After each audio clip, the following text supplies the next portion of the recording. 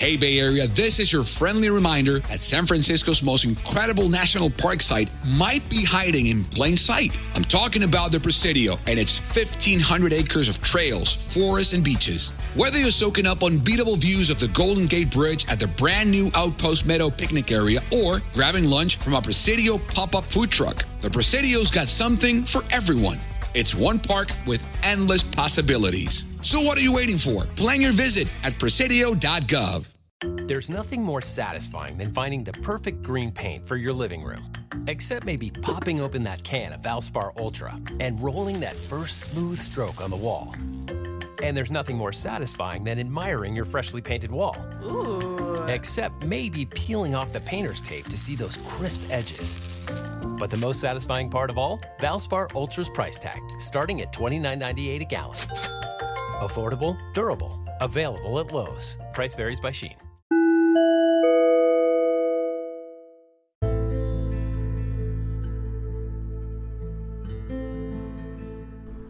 Hello, podcast world. Welcome to my channel. It is 7/19/2020. That's July 19, 2020. And it is 12:34 p.m. I'm here to talk to you today about the Netflix movie, or Netflix original movie, I guess, Fatal Affair. Now, I kept hearing people talk about it on Facebook, talking about how it was trash, basically, and how it's kind of bummed out, and how, you know, really, I'll tell you the truth. If you've ever seen any movie where there was a cheating woman, then especially a married woman that's cheating, let's say it like that, then you got this movie down pegged. Personally, I feel like if you've seen the movie Perfect Guy, it has almost exactly the same storyline. Only difference is, in Perfect Guy, she is single, and in this movie, she's married. In that movie, you had Sanaa Lathan and Michael Ealy. In this movie, you got, oh yes, the Nia Long and Omar Epps. Now, all these are great actors, and I just wanted to give you the rundown and give you my perspective, and that is to start off by saying that originality doesn't really exist anymore. Everything that we watch nowadays is definitely a rerun. Like, come on, can we get something more original? Like, I could pitch a story and get paid. I mean, come on, Netflix. And then I could have recorded that movie. Like, and then I swear to God, it seems like the older actors get, the lazy they get. They just get lazier and lazier. It just seems like I seen someone say it on Facebook, if y'all didn't want to do the movie, then don't do the movie. Like, come on. You're killing us. Like, we wanted to see more intensity, more drama, more action, more, just more. It's always more. You always want, expect more, always want more. And let me give you the rundown. Okay. Starts off with the movie, husband recently divorced, ex-wife is alone with her boyfriend or whatever, and next thing you know, you have they're having hot, passionate, steamy sex on the couch in front of the fireplace. Oh my God, I couldn't have done it better myself. And whoever the girl was, that was the her name supposed to be Deborah. Whoever she was, oh, she was fabulous. She was a hot and spicy piece, a nice number. And I would have loved to have done that scene myself. That'd have been great. So next thing I know, she's apparently dehydrated and wants to go to the kitchen for some water. She goes to the kitchen, and next thing you know, you hear some background noises, some thumps and dumps and bumps and doo-doo-doops. And from her perspective, it could have been anything. I guess she thought her husband was going upstairs to run some bath water or something, because the next thing you know, she goes upstairs and he's in some water, but the closer you get to that water and you step into the light, it's a pool of blood. So now she's like in shock and gasping, and like next thing you know, two hands come out and go around her neck and mouth and are pull her out of scene, and you just know that she's gone. And then that's when the real movie starts to kick in, the main movie. So you see that, starts off with some nice passion and sex scene and everything, and it moves into San Francisco. And I've been to San Francisco. It is one of the worst cities I've ever been to in my life. I mean, especially since I'm from Texas, it is the opposite of everything that I've ever been to in Texas. It's like a reverse Houston. So, especially that one street that you could go down. It's a mystery street. I'm not going to say the name of it, but we all know, I'm pretty sure that you could find that district, and it would be something, a culture shock for someone like me who is, again, I'm from Texas. It's frowned upon what I saw on this street. So, you make it down what I'm going to say, the Rainbow Road, and that's San Francisco, or at least that's what a lot of people stereotype and believe. I just want to say that, like Dave Chappelle once told me, you don't want to get the people on the Rainbow Road upset. So I'm just going to overlook the fact that San Francisco and LA and maybe Chicago are all well known for the Rainbow Road. So now we're back to the movie. So Nia Long is driving to the outskirts of San Francisco, which I would, she's getting ready to stop. She's a lawyer, of course, and her husband is a lawyer, of course. Two successful black people or whatever, nice successful black couple, and they're moving out to the sticks, I guess, and a nice house to where in order to get in it, you have to push buttons, you don't need a key, you just push some buttons, and that's the kind of house that I wish I could live in. Or I don't need a key, you don't have to be like, oh, I forgot my key. No, I just boop boop boop, push some buttons in and the door opens. And my thing is, it seems like the nicer the house, the more windows you have, most of the people I knew, we all pretty much grew up in like manufactured homes, trailer homes, or whatever, or basic 3-bedroom homes or whatever. You know what I'm saying? A few brick homes or whatever. And when I was younger, I thought that if you lived in a brick home, you were rich. Like I just felt like if you grew up in a brick house, your parents were very successful and you were very rich. And when I was younger, I did not understand the concept of money. Until this day, I am still grasping at how the value of a dollar and the worth of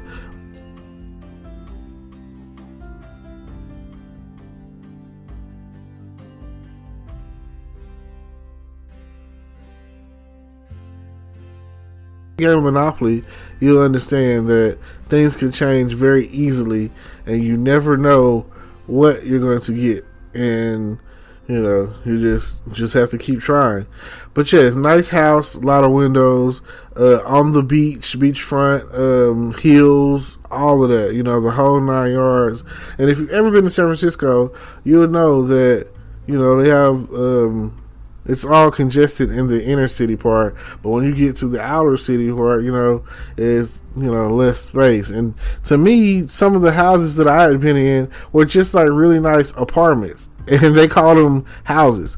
Like, there's no grass out there. Like, they build up. So, and then they have every bit of culture out there. So feel free to experiment, explore. It's one of those kind of cities. You never know what district you're in when you're in San Francisco. Now, let's see. Okay. With this movie and Perfect Guy, The only major differences is in the perfect guy, she is single. So what she has going on is legit. She was with her boyfriend who she felt like was afraid to commit and have kids. That's like a typical woman thing. So you just never know, it could end any moment now when it comes down to it. You never know what you're gonna get. Life is like a box of chocolates, right? So when it comes down to it, you get more and more and more. And then like next thing you know, she's going to the office, and this is like some of her final days. And it seems like at her office, everyone looks good because she has a beautiful assistant and a best friend. It's a white girl, and clear that up real quick. And Courtney, I think her name was Courtney. Courtney, oh my God, she was nice. It seems like, she would have been nice to date in real life. Now, what happens is, she also has a daughter. Nia Long has a daughter in her movie. So, they're a family, a full-blown family over here in the Fatal Affair movie, dating in The Perfect Guy. Now, from this point, I'm going to just go straight with what's happening on the Fatal Affair movie. In the Fatal Affair movie, you basically get an old boyfriend. No, matter of fact, that's not even the case. They were just friends in college. They never dated. But Omar Epps, and this is like 20 years ago, Omar Epps had a thing for her in college. He admits it in the movie. He says, I wish we would have in college. What kind of guy you have, whoever he is a lucky man. So then you go on to the best friend is trying to get her to go out for drinks on a Friday, right? Okay, nothing wrong with that. But the only problem is it's right after these messages. We're going to continue with the review. Stay tuned.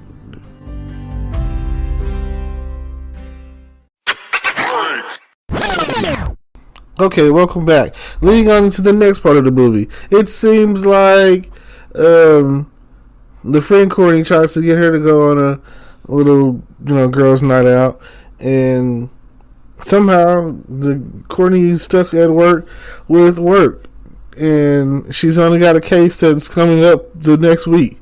Which, didn't she know that before she booked the date?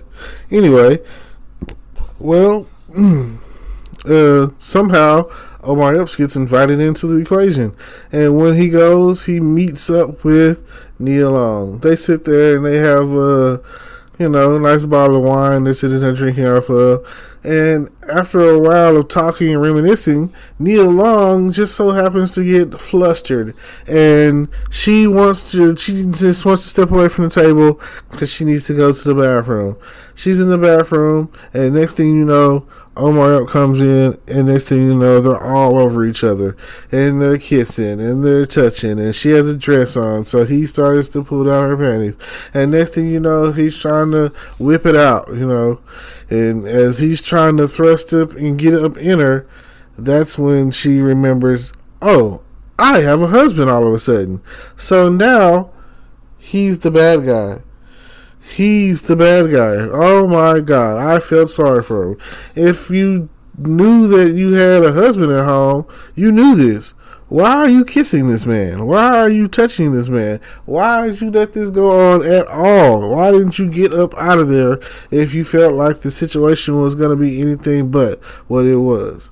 And, if you weren't going to have any or show any restraint, then, again, your fault. It's like, I felt bad. It's already bad enough that they didn't tell the story of overall what happened with Deborah. There's a lot of blanks that's left in there, so where they could have filled in this movie a little bit more. Like, don't you hate it?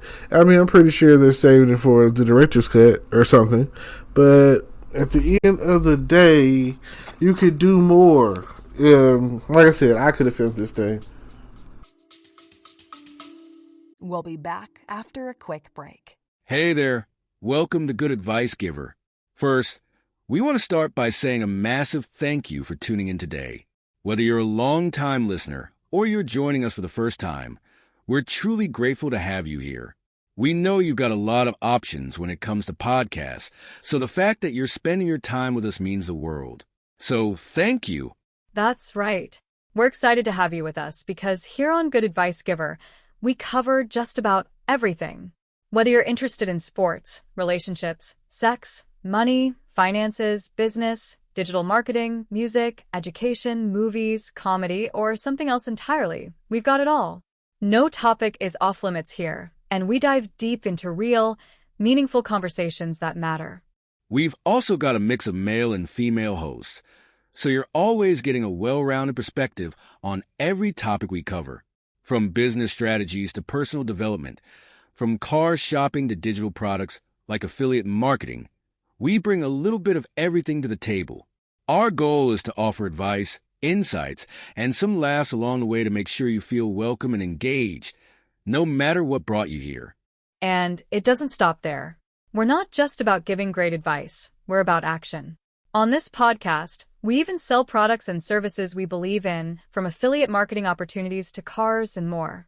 So whether you're looking to boost your business or find practical ways to improve your everyday life, you're in the right place. As always, we want you to stay connected with us. Be sure to download this episode so you can listen anytime, anywhere, whether you're commuting, working out, or just relaxing. And while you're at it, follow us on social media. We're on Instagram, Facebook, Twitter, you name it. That's the best way to stay in the loop for upcoming episodes, behind-the-scenes content, and even giveaways. And don't forget to subscribe to our YouTube channel. We're posting extra content there, including video podcasts and deep dive discussions you won't want to miss. Be sure to like, comment, and subscribe, and let us know what topics you want to hear more about. Lastly, check out the link below in the description for exclusive offers, resources, and more ways to connect with us. We're here for you, and we can't wait to bring you more valuable content. Thanks again for tuning in to Good Advice Giver. Let's get started.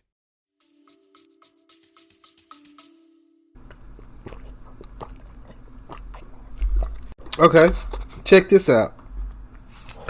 So Omar Epps goes after her. He goes running after her, chasing after her, and she's like, I can't do this. I have a husband at home and blah, blah, blah, blah, blah, And she's like, this is my ride, Uber or Lyft, it really doesn't matter. Uber's taking over anyway. Different cities, different strokes, different folks. It's all the same thing. Taxis is like pretty much obsolete, like DVDs and Blu-rays. Streaming is where it's at. And I appreciate you for streaming my podcast. Anyway, thank you so much. Now, she gets in the car and now she's having flashes, hot flashes, of the moment that took place in the bathroom. And had she not been married, oh yes, I'm pretty sure that Omar Epps would have been all up in that thing. I'm pretty sure that the only thing, had she not been married, she'd have been good to go with her used to be once 20-year-old friend who she was all up in the bathroom with. Now she's going home to her husband, who, let I remind you, is still recovering from bodily injuries sustained in a wreck some months back. Now, they never really attach any story to that. It's just kind of like a shocker when you find out. But wouldn't it have been great if Omar Epps had set it up for him to have been in that wreck? Like, come on, writers. Like, what are you thinking? That would have been a nice little added twist to throw in the pot. I know that I just knew that, and they could have did it like this. The same point in time when us, the audience, found out that he was taking the medication and all injured or whatever, that they were playing golf. And this is, like I say, let me lead into it first. Okay, so after the fact of what happened, all that misleading, almost sexual encounter stuff took place. That's when Nia Long ghosted him. She wasn't accepting his phone calls. She didn't want to talk about it. And this man is like, what's going on? You know what I'm saying? Because he's single. You know what I'm saying? He likes you. He's single. And this is where women will look at it like, oh, he's being a creep. Or people are like, oh, he's creeping. He's being a creep or whatever. Blah, blah, blah.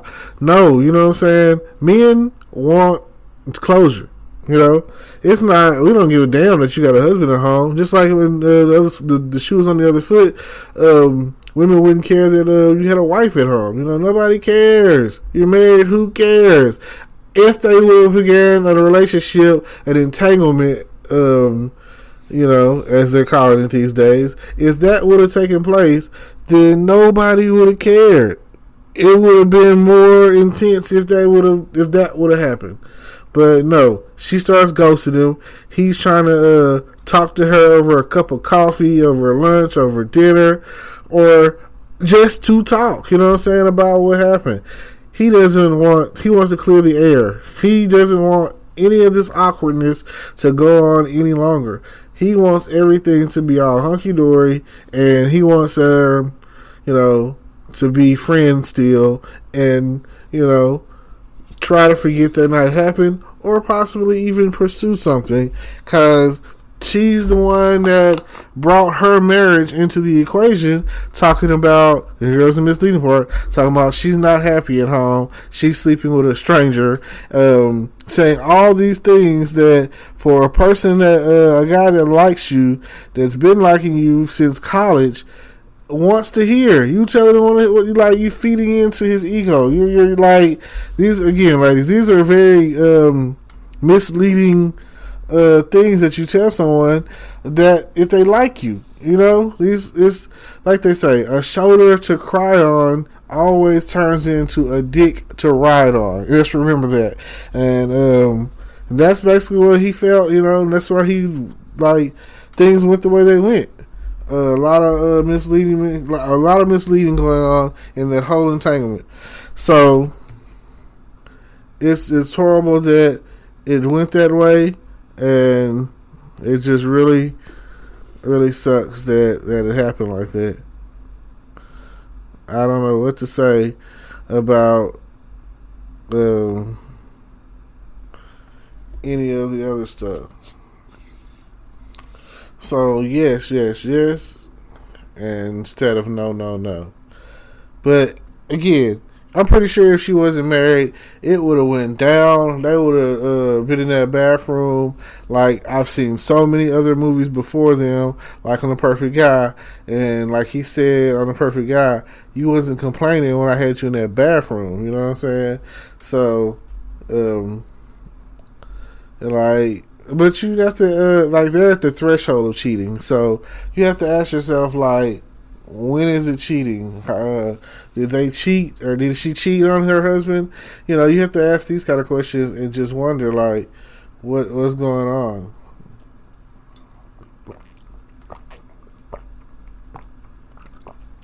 So let me think about it in these terms. Goes home that night, lays in the bed as if nothing happened, and then a week or so passes. He's texting her. She blocks his call, and they're trying to figure out. She's like, you know, leave me alone at this point. After she's already fucked up, you've already opened the door. You know, you've messed up. Everything is not okay now. You do have problems, and he is your problem. Now, I want you to understand that it could have went either way, whatever way, however way you want to look at it. Just think of it like that. Now, with all that being said, what would you have done? Would it have been okay? Would you have just said, oh, forget about it, let's just have sex, Would that have been an option for you? I mean, you're already at the threshold of cheating and disentanglement. So, what else? Now, with all that being said, the next thing happens pretty fast. Typical crazy guy stuff, which they said in the movie he has textbook narcissistic personality disorder. And, you look that up if you want to. It's crazy to me. So,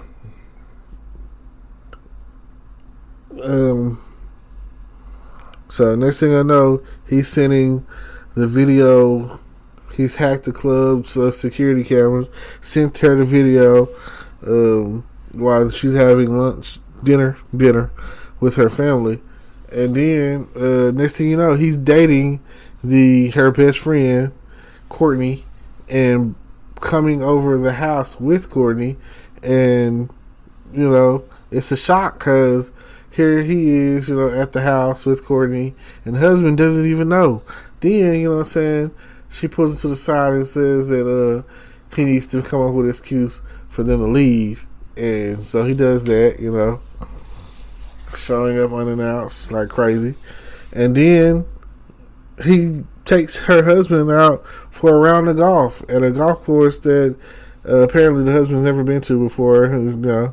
So, yeah. That's when you find out about the he's been in an accident, he's in the full body cast, and that's when you find out like things are not what they seem. But that's also a perfect time frame for them to have introduced the possibility of it being Omar Epps had caused the wreck and caused him to be in the body cast. So things get worse. They go to she finally meets up with him and was like, leave Courtney alone, all this and that, leave her out of this. He was like, you can't say that you didn't feel something that night. Then she starts talking to him, saying it's like, no, I want you to leave me, my husband, my daughter alone, leave my family alone. And he was like, don't talk to me like this. And then he outcries and outbursts, Deborah. And that's when she was like, who is Deborah? And he is stuck. And he has sent her this CD with that old Send Me Forget Me Not song. It's a really good song. And when it first came, she first sent the record to the house, the daughter was like, oh God, Mom, that's worth a little some money, you know what I'm saying? She's like, you don't want to give it to me, And it's classic, Send me, forget me not. I want you to remember. Which is also the Men in Blacks, where they get their here come the Men in Black. I don't want you to remember. Either way, the song is great. I like either version of it, but like I said, it's a classic. So then they go on to the next phase. And the next phase of this whole story is she's following him now. And that's where she sees that he's taking her husband golfing and that he's like with her friend, and he's even had the friend confront her at work, talking about stay away from him. I can't believe you did that. They're talking about can't believe you cheated, trying to cheat on your husband. I was like, and she's like, what do you mean? She was like, he showed me the text messages. Now she goes on to say he sent that to me. He just, switched it around some kind of way. And she was like, but you're not going to believe me. And he's already a certified hacker. He's doing work, hacking computer systems or whatever for our company. And you're not going to believe me, your friend. So, it kind of goes on like that. Then, and I was just like, the logic is there. So I said, like I said, I put it on Facebook. I was like, oh yeah, when it comes to sex, all logic is out the window for females. Like, don't nobody want to hear that. Hey, they just want to have, they just shoot on to get the dick. So, next thing you know, they show them together, and it was some intense sex. It looked kind of rapey to me, but maybe it was just intense sex, and that's the type of stuff that some people like. You know what I'm saying? Like, got his hand around her throat and around her neck or whatever, and he's pushing her hands to the top, like they're already on like a dresser, and he's pushing her hands onto the dresser, like almost, don't move your hands, don't touch me, don't do nothing, you know what I'm saying? I control you, So it's real controlling, seeming, and aggressive, and I'm pretty sure that some people watched it, they probably got turned on by it and thought it was whatever. So by the time it was done, I think she was ready to cook him breakfast, fix his coffee, all of that. Because the next morning, Neil Long is still sitting outside, and she escorts him out, whatever. And then eventually, Neil Long finesses her way into her apartment.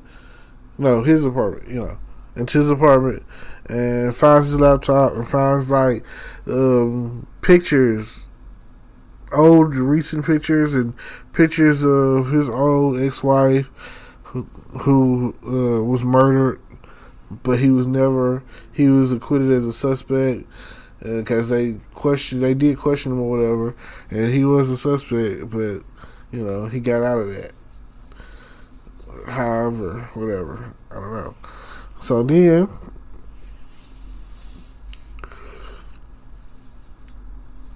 what else? Like, after that, it was like, you go from there, and it goes on, and it escalates, and first thing that she does is call the best friend. And I just thought that was the craziest thing. Like, oh my God, call the police. Call the police, tell them to go to the friend's house, and you don't want to alert the friend so that she can panic, and what she does, then she goes to his phone, then he basically slams her head on the counter, and then when she gets there, boom, there she is. Okay.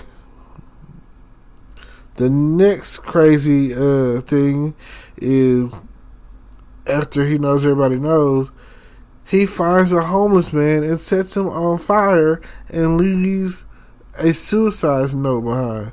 I was like, wow, crazy. So at first, police were like, oh, the investigation is over, he's dead, but it's not. And next thing you know, she's at home with her family, and then she gets a call from him, and then when she gets to the office,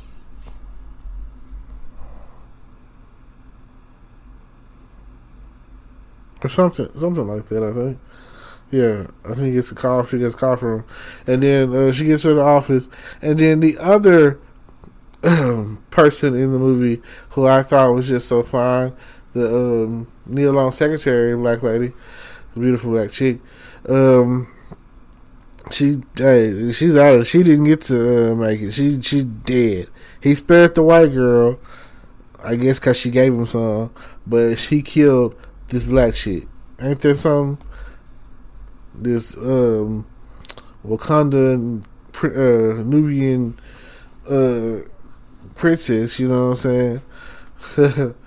So next thing I know, she's Nia Long is racing home, but he done already got them. So she calls him and was like, "Don't touch my family," and then like her, then she called the detective lady and told her that he's still alive, and she was like, "Oh, it'll take us a minute to get over there."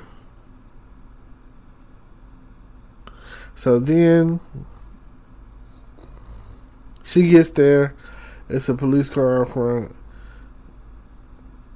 No, that's not what happens. The police wasn't there yet. So she gets there. They're all tied up. And next thing you know, they end up fighting. She gets the knife from him. And then unties their family. Then the police pull up. And they run out of the house. Oh, and I think the daughter, like her best friend, I guess boyfriend or whatever, was there tied up, and then the husband was like, "No, let's go." Almost on some forget that nigga, fuck that nigga, let's go, save ourselves. So then they go on to get outside. The police officer's neck is cut. Like, duh. The daughter gets out of there, and dad makes sure of that, and then he comes back to help Nia Long, and then Nia Long is on the police car, in the police car, radioing for help. So then she pushed the button to where the lights came on, and you would think that she would have thought to grab the policeman's gun when she was off in the car. She had to think about that. Oh, but my boy Omar Epps did. Mr. Crazy himself was like, "Oh, let me get that." So he does. And okay, the husband comes along and they fight. Next thing you know, the husband's thrown outside of the house. His bones are weak from that wreck. So I want to say his left clavicle or shoulder clavicle, right? That's the bone, collarbone, or whatever it's called. Anyway, his left collarbone is broken at this point, from what I could tell, and he's in pain. He's out of there basically. So then next time I know, Nia Long runs, and somehow they end up on a cliff, and somehow after all the fighting and whatnot, after all the fighting, that's when he falls off the cliff. And now at this point, it's a little question of morality. If somebody were trying to kill me, if somebody were trying to kill you, would you grab them by the arms and try to save them, or would you just let them fall to their death?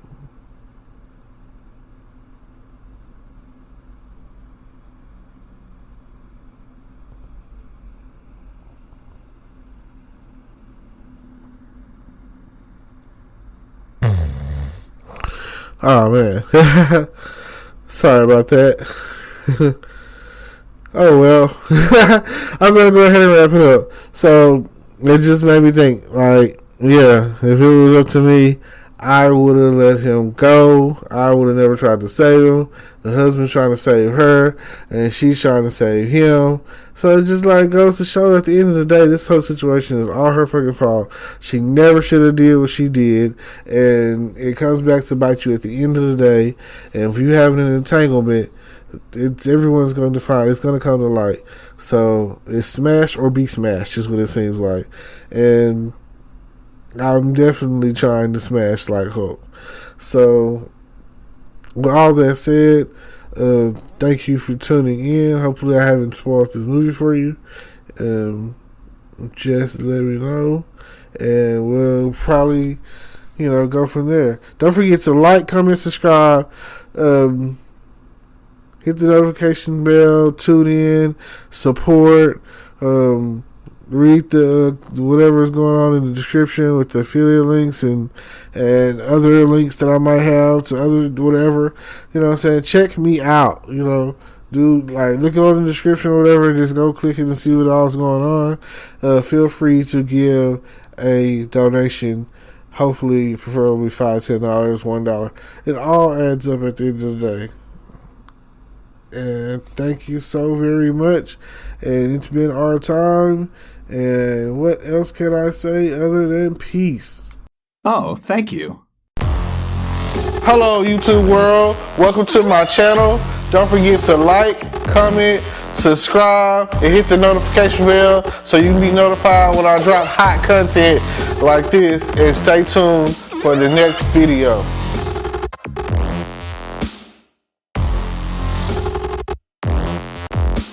Today is your lucky day. Today is the day that our $3 website works for you, paying you directly to your PayPal daily. Imagine $3 ongoing continuous payments to your PayPal account. Imagine falling asleep and waking up to $300 in your PayPal account. How would this make you feel? How could this help you? What bills could you pay? What kind of fun could you have?